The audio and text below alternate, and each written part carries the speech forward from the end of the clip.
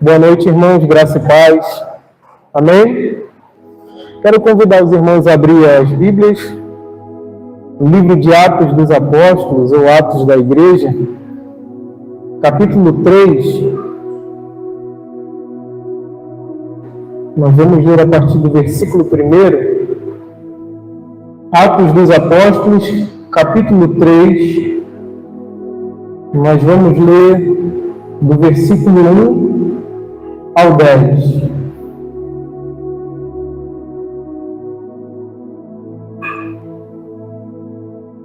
Justificando aqui, como o pastor Cláudio faz, a ausência do nosso pastor, pastor Elias está hoje na IBA 9, representando a coordenadoria da Bíblia. Bom, hoje ele está ausente por conta disso. Livro de Atos dos Apóstolos, capítulo 3, versículo 1, quem achou diz amém. Amém. Certa ocasião, Pedro e João estavam subindo ao templo na hora da oração, isto é, às 3 horas da tarde. E aconteceu que um homem aleijado de nascença estava sendo carregado para um dos portões do templo, chamado Portão Formoso. Todos os dias o colocavam ali para pedir esmola aos que entravam no templo. Quando viu que Pedro e João iam entrar no templo, pediu que lhe dessem um donativo. Fixando nele o olhar, Pedro, em companhia de João, disse: "Olha para nós." E o homem olhou para eles com atenção, na expectativa de receber deles alguma ajuda. Então afirmou-lhe Pedro: "Não possuo prata nem ouro, mas o que eu tenho, isso eu te dou. Em nome de Jesus Cristo Nazareno, ergue-te e anda." E segurando-o pela mão direita, ajudou a levantar-se, e naquele mesmo instante, os pés e tornozelos do homem ficaram firmes. E de um salto pôs-se em pé e começou a andar. Logo em seguida, entrou com eles no pátio do templo, andando, saltando e louvando a Deus. Quando todo o povo viu andando e adorando a Deus, reconheceu que era ele, aquele mesmo homem que estivera prostrado junto ao portão formoso do templo, e ficaram plenos de temor e perplexidade com o que lhe acontecera. Esse homem é alguém que não possui nenhum tipo de autonomia. É extremamente constrangedor ser alguém que vive uma vida inteira sob a dependência de outras pessoas para as manutenções básicas da existência. Esse homem, ele é deficiente desde a sua nascença. Ele nunca teve o direito ou a possibilidade de escolher para onde ele queria ir, aonde ele queria estar, os lugares que ele queria frequentar. Ele não conseguia fazer a manutenção básica da sua própria provisão de vida, de modo que em algum momento da sua existência ele se tornou um pedinte, alguém que solicitava esmolas, era deixado pelos seus amigos, pelos seus parentes, ou por qualquer pessoa que, movido de íntima compaixão, decidiu ajudar esse homem de alguma maneira. Ele, por ser paralítico ou coxo, como em algumas traduções, desde a sua nascença, ele não tinha outra opção, não tinha como escolher tomar algumas decisões na sua própria vida que o limitavam. Em contrapartida, existem pessoas que, com o passar do tempo, começam a admirar e apreciar a dependência que elas possuem de outras pessoas. Talvez não sejam deficientes físicos, não sejam deficientes intelectuais, mas passam a apreciar a dependência e assumem esse discurso de autocomiseração, esse discurso de vitimismo, de coitadinho. Ó céus, ó vida, ninguém me ama, ninguém me quer. Tem pessoas que têm o prazer de viver esse tipo de vida, escravizados pela realidade em que eles estão subjugados. Na verdade, se transformando numa síndrome de Peter Pan. Um menino que não quer crescer. Quase um adulto, transitando no meio de crianças, vivendo no mundo de fábulas e de utopias, porque tem medo de encarar o mundo como ele é, de verdade. E existem cristãos que também estão se comportando exatamente dessa mesma forma, vivendo o evangelho trivial, o evangelho absoluto, o evangelho cheio de superficialidades que nos conduz a um infantilismo religioso, do qual as consequências são completamente desastrosas. Quando nós observamos causa e efeito, isso é extremamente estarrecedor. Pessoas que não conseguem tomar decisões acerca da sua própria vida sem consultar o seu líder religioso, sem consultar o pastor. Está no ponto de ônibus para ir para o trabalho, mas ele sente algo dentro do seu coração e liga para o seu pastor às 6 horas da manhã. Pastor, eu estou sentindo no meu coração de não subir neste ônibus. E o pastor pergunta: o que você quer que eu faça? Faz uma oração para mim, me dá uma direção daquilo que eu devo ou não fazer. Pergunta para o líder do departamento qual é a roupa que ele deve vestir, como ele deve se comportar. Pessoas que não atingem uma maturidade cristã de conduzirem a sua própria vida à luz da palavra. E dessa maneira, nós somos indivíduos imaturos e contaminamos também a convivência coletiva da igreja. Estamos transformando igrejas imaturas por indivíduos imaturos. Nós não precisamos ser conduzidos pela caixinha das promessas do que o versículo do dia diz para nós. Nós não precisamos de devocionais trazendo conteúdos mastigados daquilo que Deus quer falar ao meu e ao seu coração. Nós não precisamos da direção, da orientação, dos conselhos de ninguém para questões que nós mesmos podemos decidir acerca da nossa própria vida. Com quem nós devemos nos casar? Quem é que Deus escolheu para mim? Com tanta criança passando necessidade, morrendo de fome na África, Deus está realmente preocupado com quem você vai escolher se casar. Se você gosta de uma pessoa branca, lourinha, você tem que se casar com alguém que seja compatível ao seu gosto. Se você gosta de um moreno mais alto, você tem que escolher alguém que seja compatível com o seu gosto. Deus não está preocupado com as pessoas que nós estamos escolhendo para contrair um matrimônio, desde que essa escolha não interfira no propósito que Ele tem para as nossas vidas. Mas nós estamos assim, inflamados por um evangelho infantil, inflamando a igreja, adoecendo pastores, adoecendo líderes evangélicos, líderes cristãos. E nesse movimento de causa e efeito, nós estamos vivendo um contraste do bebê babá. Olhamos para o pastor e temos a impressão de que ele é a nossa babá, que nos dá o alimento na boquinha, que troca a nossa fralda, que cuida de nós. E como crianças preguiçosas, que não conseguem começar a caminhar sozinhas, ultrapassando os limites da dependência dos pais. Estamos como bebês de 30, 40, 50 anos com a babá, segurando na nossa mãozinha, porque a gente ainda não aprendeu a caminhar sozinho. Estamos achando isso completamente normal nos nossos dias. Olhando para os nossos pastores, associando com os vínculos empregatícios de que eles são obrigados a fazer a manutenção daquilo que nós já devíamos ter autonomia para fazermos sozinhos. E enquanto nós somos bebês, a babá limpa a nossa sujeirinha, limpa o nosso rastro, e a gente vive nesse fluxo contínuo de um relacionamento adoecido, de que o bebê adoece a babá, e a babá adoecida também adoece o bebê. E o bebê ainda mais adoecido continua adoecendo a babá. E assim nós estamos construindo templos confortáveis demais, com muita estrutura de ponta, jogos de luzes, programações neurolinguísticas, como nós já vimos que está acontecendo em alguns lugares. Formações de pontos para que nós tenhamos uma mensagem mais agradável e mais atraente. Nós colocamos as cadeiras da melhor qualidade.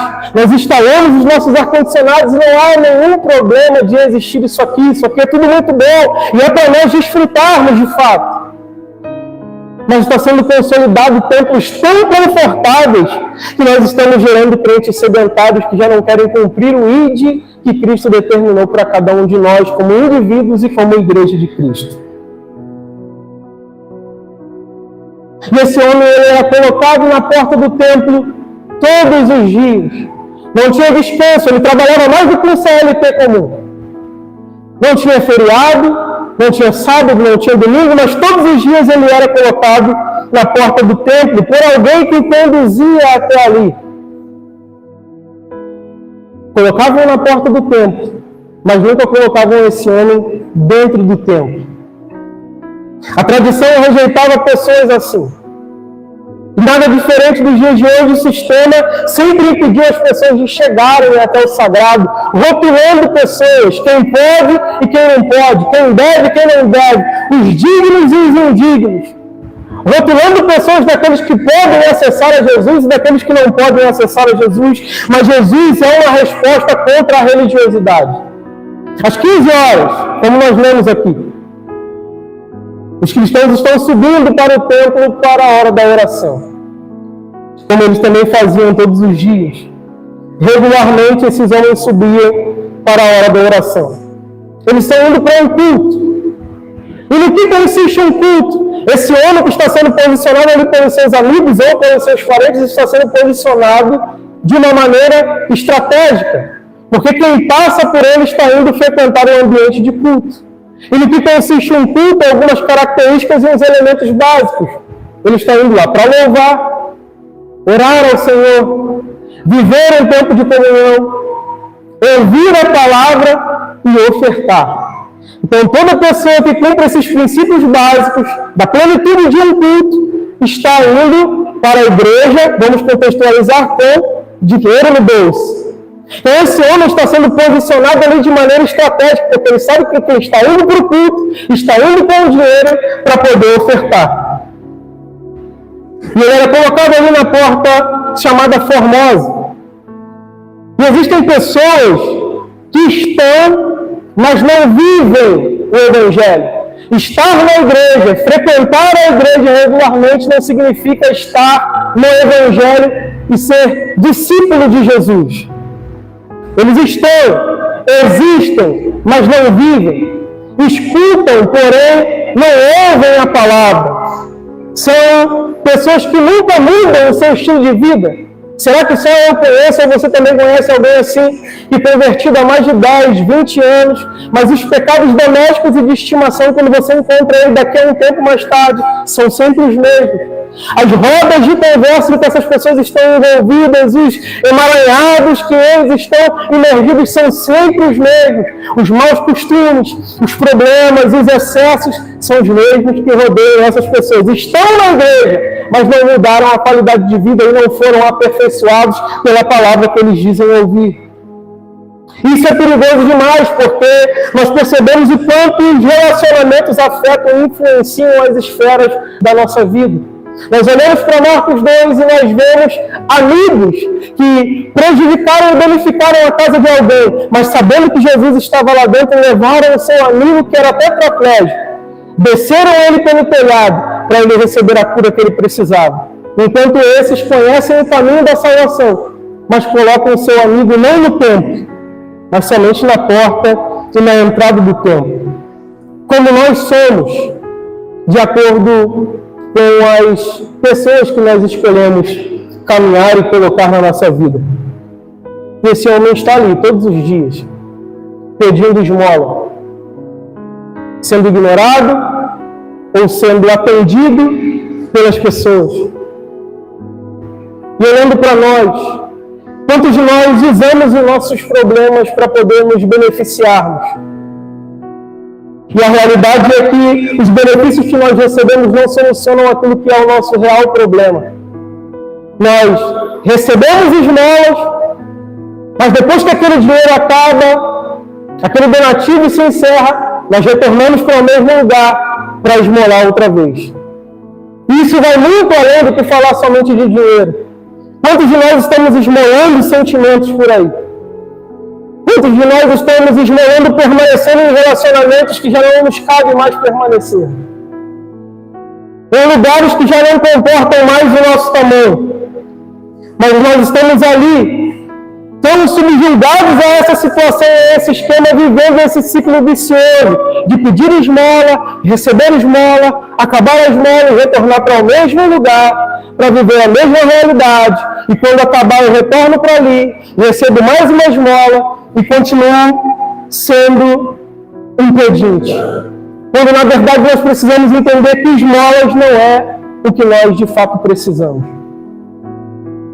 Esmolas não é o que você precisa, de fato. Por isso, Pedro e João passam por ele. Olham bem para ele. E diz assim, olhe para nós. Pedro diz, olhe para nós. É iminente a existência de um problema visível, a deficiência que esse homem possui nas suas pernas. Mas também nós não podemos ignorar a existência de um problema invisível, que é a mentalidade que foi construída na cabeça dele durante todo aquele tempo. E mais do que isso, além do problema visível que ele possuía, do problema invisível que ele tinha, as pessoas que passavam por ele o ignoravam, o transformavam em um indivíduo invisível diante da sociedade. É as pernas em contraste com a mente, cheio de crenças limitadas. E a verdade é que não adianta substituir esmolas por cura, se não for substituído a mentalidade de mendigo. Porque no dia seguinte, mesmo caminhando, saudável das pernas, quando acabasse as esmolas, ele retornaria para o mesmo lugar para pedir de novo. Como nós vemos aqui a exposição da carta de 2 Pedro, capítulo 2, versículo 22. Como diz o proverbista, o cão retorna para o seu próprio vômito. Eu não já adoro ouvir esse versículo. Mas diz que a porta lavada também volta para o seu mesmo lamaçal. Anular a esmola e curar alguém da sua deficiência física, sem curar a sua deficiência intelectual, a sua deficiência de caráter, a sua deficiência de personalidade, é fazer com que no dia seguinte ele retorne para o mesmo lugar. Isso eles dizem, olha para nós. Nós não temos prata nem ouro, mas aquilo que nós temos, nós compartilhamos com você. Levanta e anda. Eles fazem isso para romper com a mentalidade de vítima e uma mentalidade vitimizada que aquele homem possuía. Eles rompem com esse padrão e com essa reação comportamental que ele carregava com ele. E é por isso que assim nós entendemos que, na maioria das vezes, Jesus não faz aquilo que nós queremos, mas Jesus nos dá aquilo que nós precisamos. Jesus nem sempre faz aquilo que nós pedimos, mas faz aquilo que nós precisamos. O ser humano precisa do Evangelho de Jesus.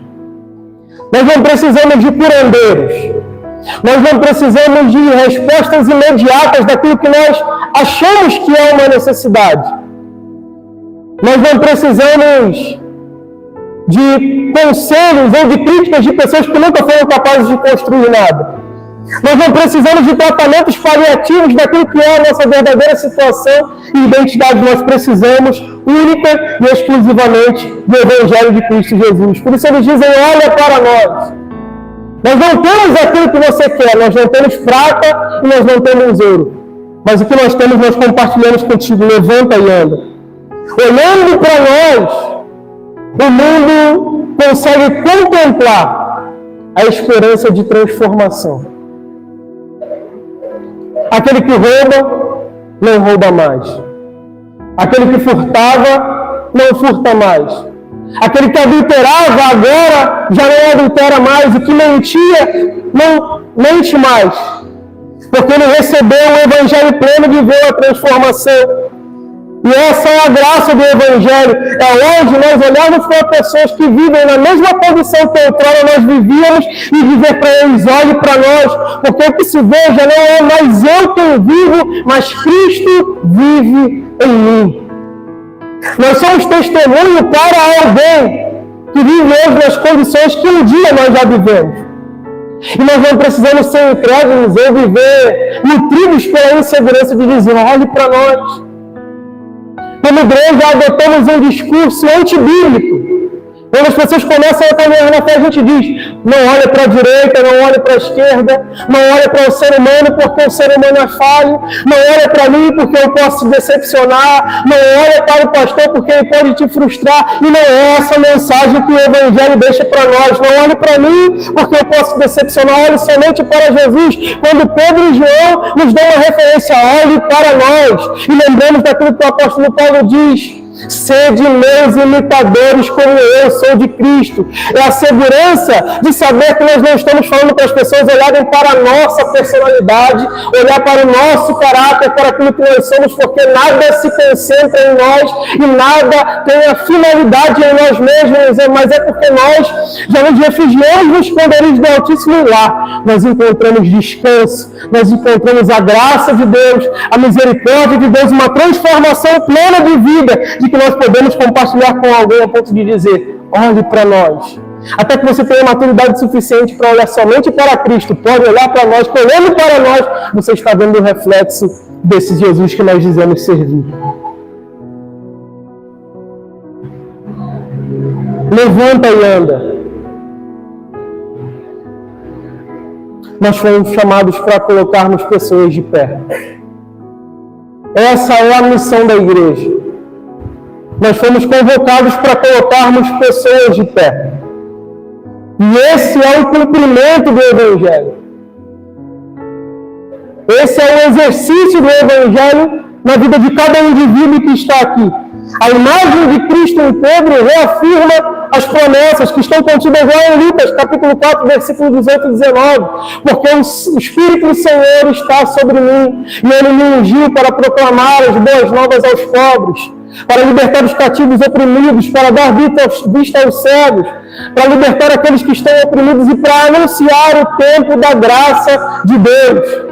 Nós estamos aqui vivendo o cumprimento desta promessa, com Marcos 16, versículo 17 e 18. E os sinais seguirão aqueles que crerem. Em meu nome expulsarão demônios, falarão em novas línguas. Se tomarem alguma coisa mortífera, não lhes causará dano algum. Colocarão as mãos sobre os enfermos e eles serão curados.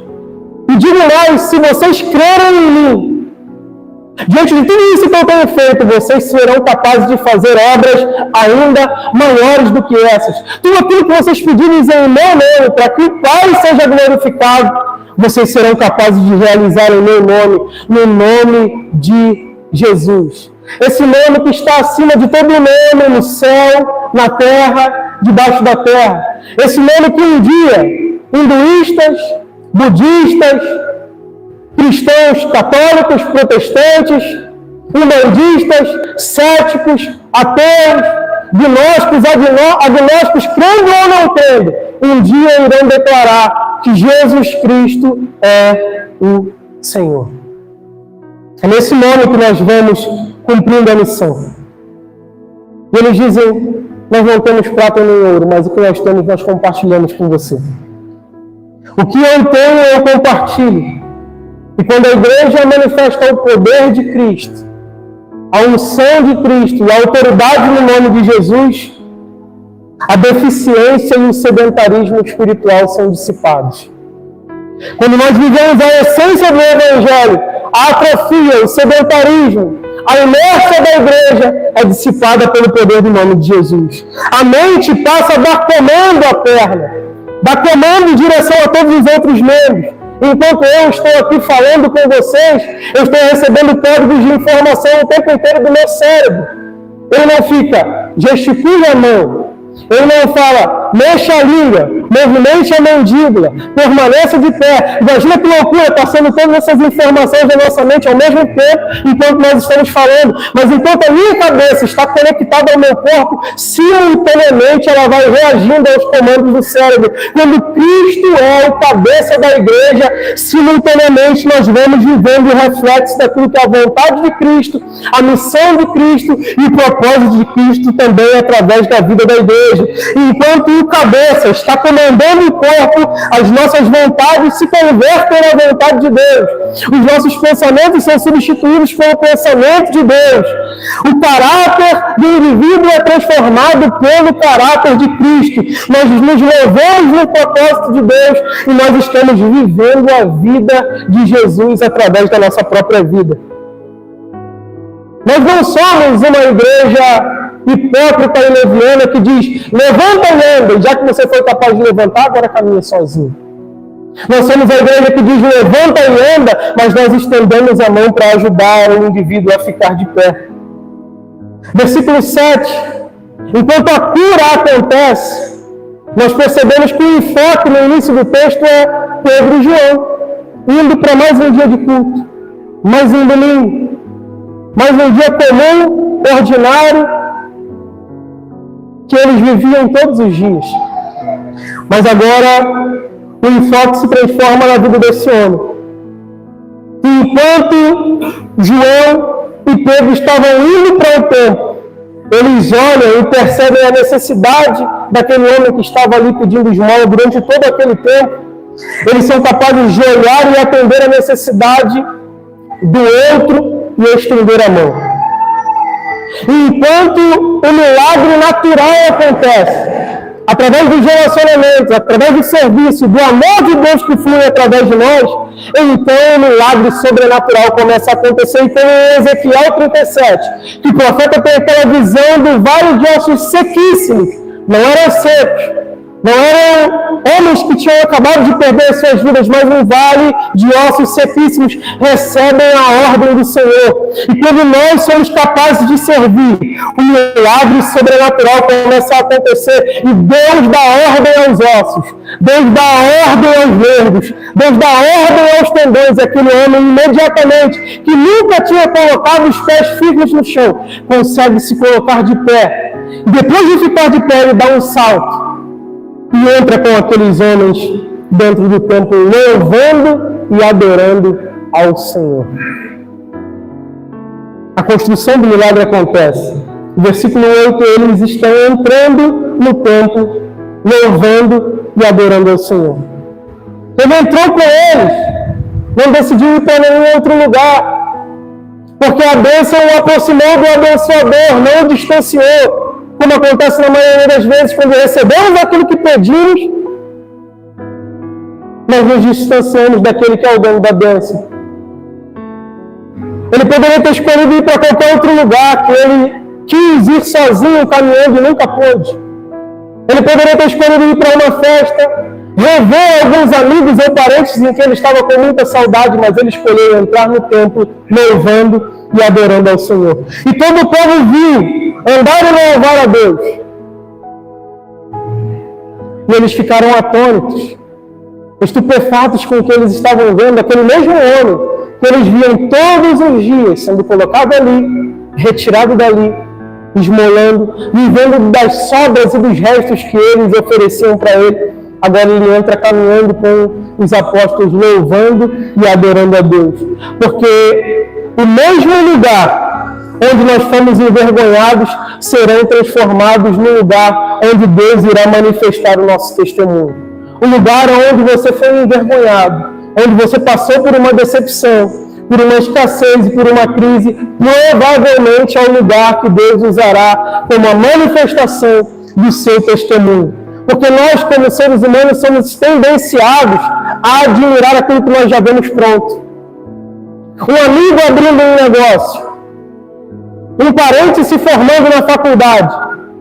A instabilidade de conceito de autoridade no assunto para nós. Até que pessoas acreditem, apresentem resultados, nós ficamos com o pé atrás. Somos os últimos a apoiar. Porque nós gostamos de admirar e contemplar aquilo que já vem pronto. O pacote oferecido completo. Mas o Evangelho coloca esse homem no lugar onde ele foi envergonhado, onde as pessoas conheciam qual era a verdadeira necessidade dele, qual era o problema que ele vivenciava, a realidade de vida que ele possuía até aquele dia. E ninguém consegue ocultar aquilo que Jesus faz.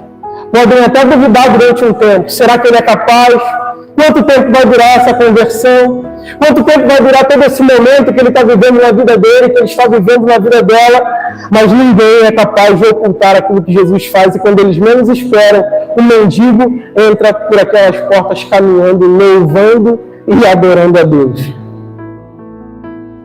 Se ninguém que era competente para colocar aquele homem no ambiente e que poderia operar nele aquilo que ele precisava, nós vamos levar para aquelas pessoas que a tradição, que o sistema e a religião rejeita aquilo que nós recebemos aqui dentro do ambiente para transbordar sobre eles. Mas prostrado, as pessoas que passam pela nossa vida, elas não podem ficar. O que nós estamos fazendo com a mensagem que nós recebemos aqui no domingo à noite? Com a presença de Jesus que nós desfrutamos aqui, a comunhão, aquilo que nós extraímos como lição, sobre quem nós estamos transbordando quando a segunda-feira chega. Tudo é muito poderoso, é muito extraordinário enquanto nós estamos aqui. Quando essas luzes apagam, quando a gente chega em casa, troca de roupa e volta para a vida comum, para o dia a dia comum, para a rotina que cada um de nós temos, o que nós fazemos com aquilo que nós recebemos aqui no ambiente? Passamos por pessoas que têm a necessidade, não transbordamos, ou nós somos capazes de cumprir aquilo que é a missão de Cristo sobre cada um de nós?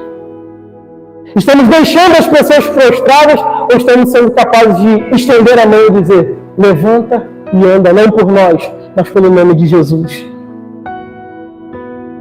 Nós olhamos para esse texto, depois disso, Pedro vai aproveitar o momento para pregar em tempo e fora de tempo. Ele vai fazer uma pregação ali dentro do pátio do templo, utilizando a situação que acabou de acontecer. Nós olhamos Atos dos Apóstolos, ou os Atos da Igreja. Nós vemos a continuidade dos atos desses homens em todo o Novo Testamento. Nós vemos 12 homens comuns. Nós vemos 12 homens que dizem ser leigos. Eles não eram analfabetos, eles só não tinham formação acadêmica. Eles não eram letrados, mas eles tinham tradição oral e eles tinham experiência de vida. Mas, sobretudo, eles caminhavam na força e no poder do Espírito Santo de Deus. 12 homens que não tinham internet. 12 homens que não tinham aeroporto e aviões. 12 homens que não tinham uma teologia sistematizada para eles consultarem e prepararem uma pregação. Mas eles foram capazes de influenciar o mundo inteiro com a palavra e com a promessa que repousava sobre eles, por meio do Espírito Santo. E nós hoje, somente no Brasil, não falando entre crentes cristãos, protestantes e católicos, mas falando só sobre protestantes, somos quase 47 milhões de pessoas. E o que nós temos feito? Não precisa ser no Brasil inteiro. O que nós temos feito aonde a nossa igreja está plantada? No bairro em que nós moramos. Falta de tempo, falta de recursos, falta de preparo, não vocacionado para um ministério. Se 12 homens comuns, chucros, pesqueiros, a maioria deles, foram capazes de influenciar o mundo com a mensagem do Evangelho. E nós, quase 47 milhões de cristãos espalhados pelo Brasil, com múltiplas denominações, fazemos o quê? Nós somos o crente que vive a relação de bebê e babá, ou nós somos aqueles que têm, na autoridade do Espírito, dizendo: levanta e anda? Você pode ficar de pé? Nós vamos orar.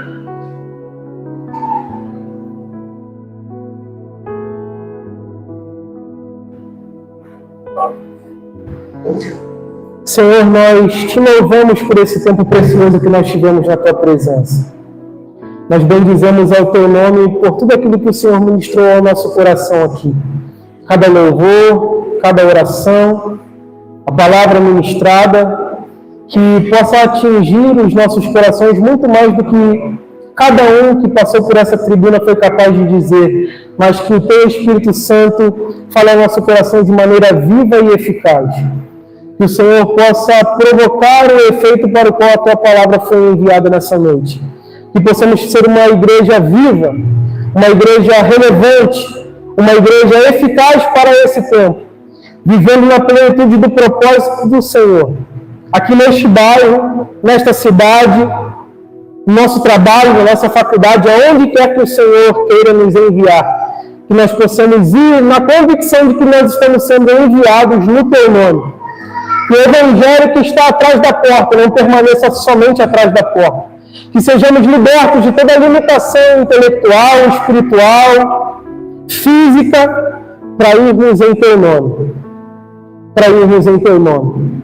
Não em nosso nome, não em nome de uma placa denominacional, não em nome de uma tradição, mas em nome do Senhor Jesus, que quebra cadeias, que cura os enfermos, que restaura o caído e o coloca de pé, que reconcilia o mundo consigo mesmo, através da mensagem de Jesus. Que essa seja a mensagem acesa no nosso coração, tão acesa e inquietante, de modo que, se encontrarmos os caídos pelo caminho, nós não consigamos passar por eles de maneira indiferente, mas possamos dizer: levanta e anda, e estender a mão àqueles que precisam. Assim nós oramos e te agradecemos em nome de Jesus. Amém.